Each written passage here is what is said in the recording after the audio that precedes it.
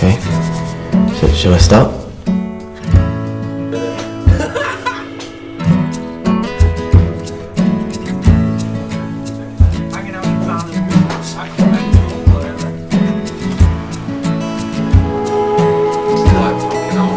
Nobody wants to hear their mum. No,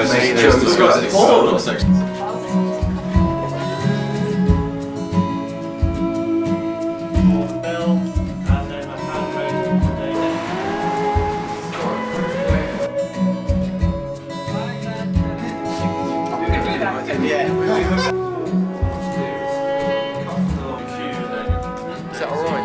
Your own cue.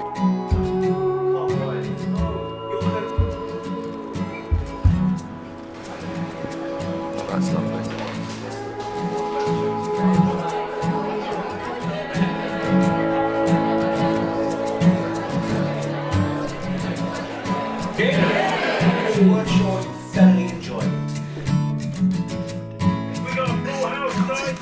I got a call from a couple of the production guys saying, "Are you up for making a film in January?"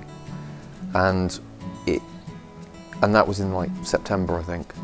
So I decided, and I said, "Yeah, let's go for it." So really, the inspiration for writing the film was just, do we want to go make a film very soon for very little money in a very compressed amount of time? And I just sat down and started writing something straight out of my head. So the inspiration was really, what am I going to make a film about? And so I wrote a scene, and from that point, the film sort of unfolded. So it really was just, what am I writing about? Who are these characters? And I just sort of let them live and breathe. And 3 weeks later, I had a script. When we met Amit, we discussed the project together, and he wrote a script knowing what the budget was, and he already told us the idea of what he was looking to do, which was a really funny pitch. And then, you know, he went away, drafted the script, and got it to a point which was ready for production. But it was always a very strong, high concept idea that we thought, this is going to work as a film. And just the more you talk to Amit about what he was planning to do, you know, you realise very quickly that it was going to be a very strong script.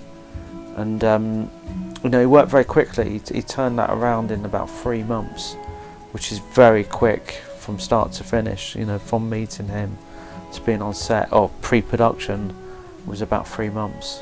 My name's Panthaki, and I'm playing Jay. So Jay's he's a funny character. He's gone through this kind of turmoil in his life recently, and which has made him quite nervous around people. He's of a nervous disposition anyway. He's had relative success through his acting career, and the kind of level of fame that has brought hasn't really sat well with him as much as he maybe thought it would have done when he first started getting into it.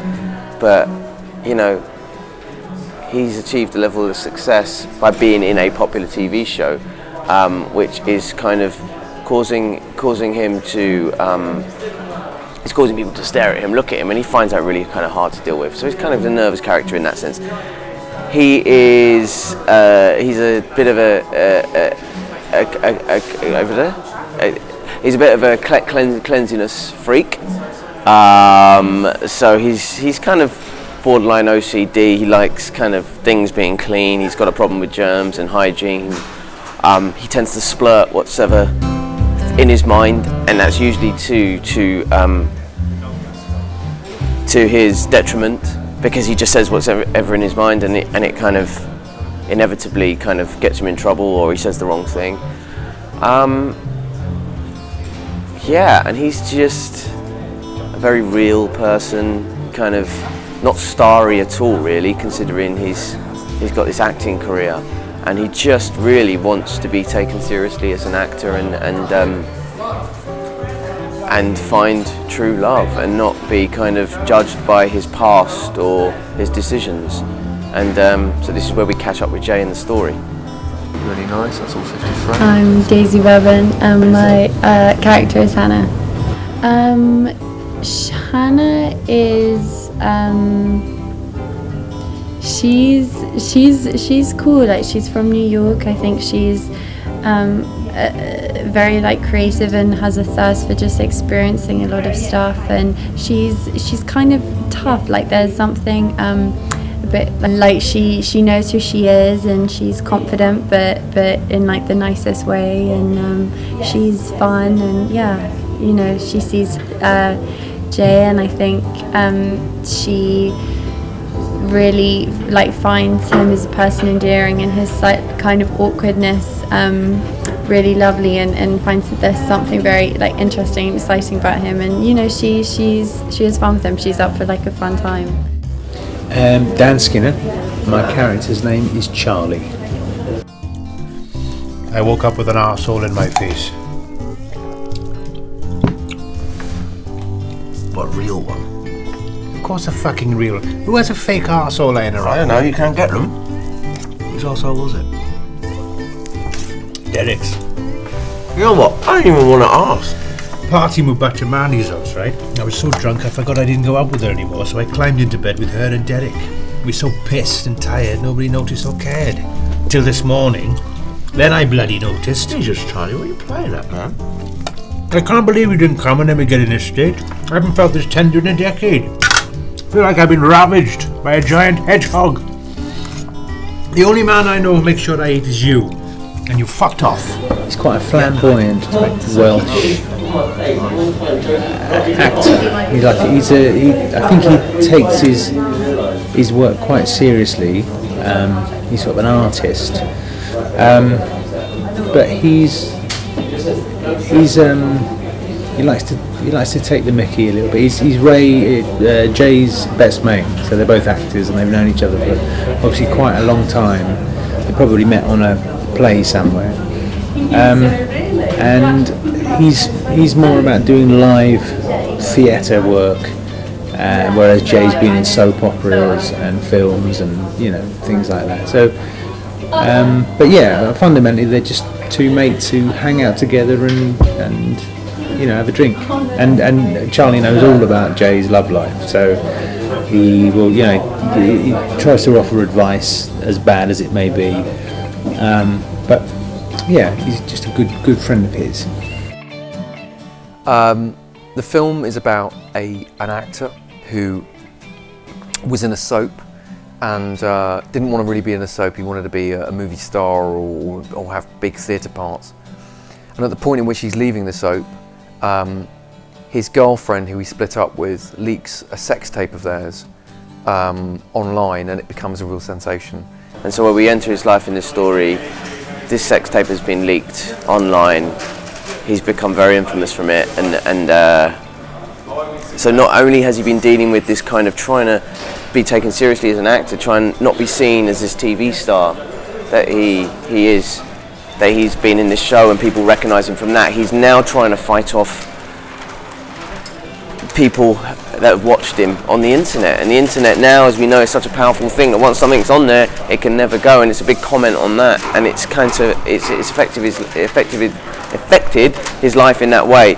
And so he's battling two things, and it's the knock-on effect of what that does. So now he's finding it hard to find true love because people are judging him on what they've seen, and in this video.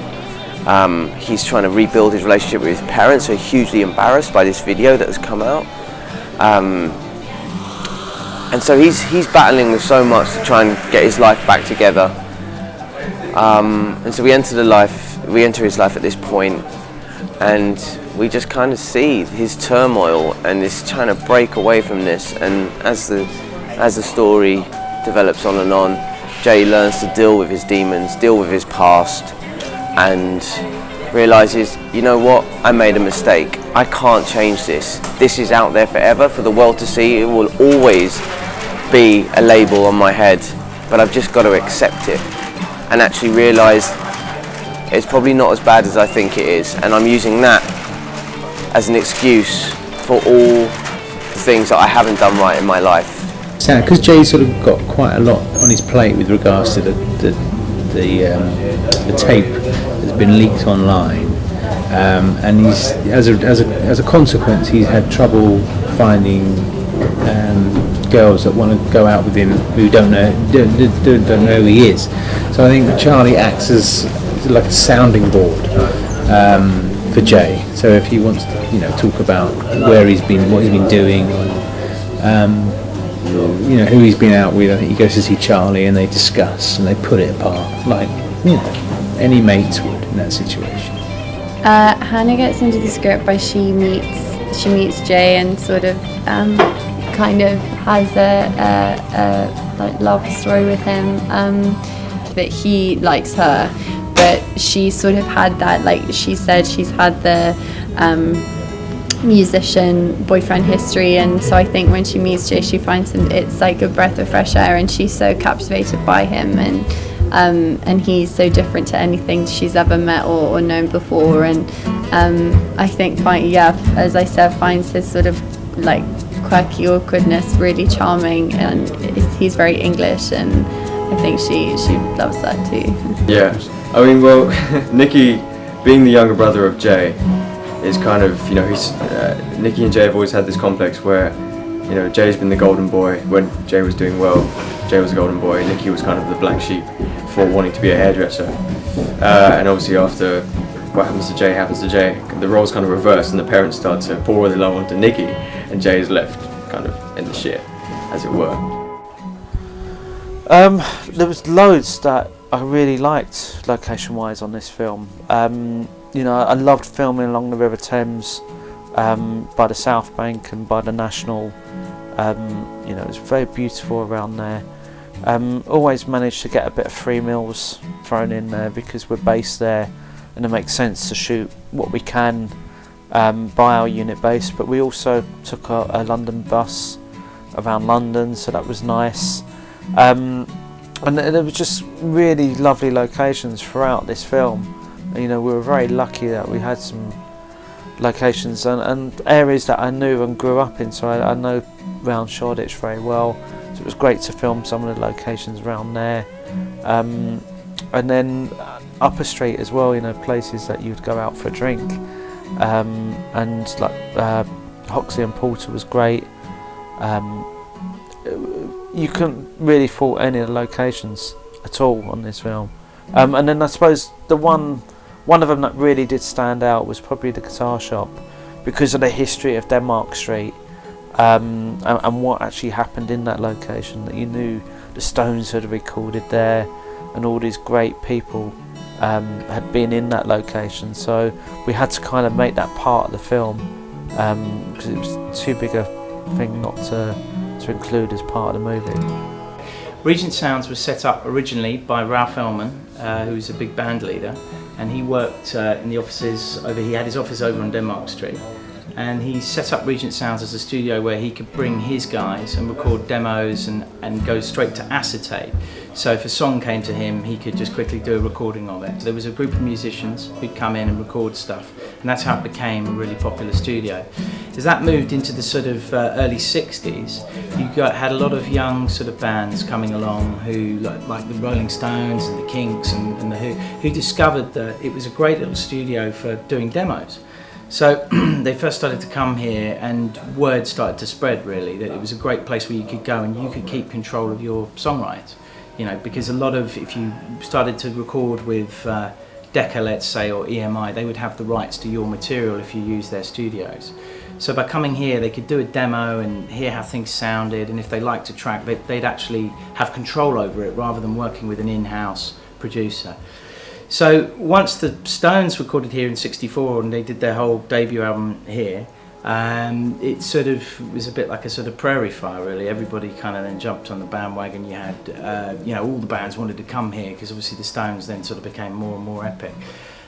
Stones actually came back and did most of the second album here as well, and a lot of demos and outtakes.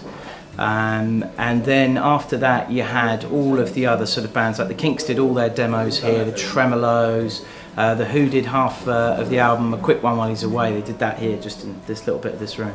Then you had all those 60s bands, the Amen Corner, all of them here. Hendrix, most famously, of course. Jimi Hendrix came in and did some demos here, and basically he liked it so much, he loved the sound, but the guys from the Labour Exchange next door came around and complained because he was playing so loud and he had to stop. So he basically didn't do much more recording here, which is a shame, because he got some demo tracks down, he did a few rehearsals, so that was pretty cool. But as time went on, then it went into a big variety of different music. You had like Cat Stevens recording here, you had John Martin doing his first 2 records here, and then quite famously in 1970 you had Black Sabbath record their first 2 records here. So Paranoid, which is probably the most famous song recorded in this room, was recorded right here and done in just a couple of hours, which is pretty amazing. It's one of the most recognisable songs in the world. Hi. Is Hannah in? She's not now. Sorry, can I help? Do you know when she'll be back? No. Sorry, mate. Unpredictable. What? Unpredictable. Women change their minds. Can you tell her I'll drop by? I'll be in the restaurant all day. Yeah, what's her name again? Jay. That's right, Jay. Yeah. Ah. You sure we haven't met before?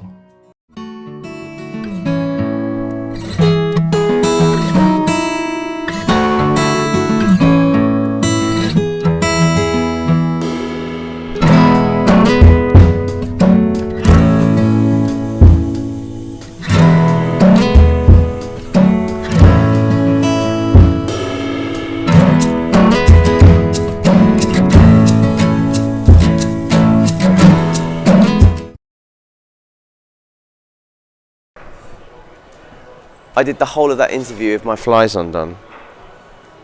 Is it? Yeah. You saved me. My flies were undone during that whole interview.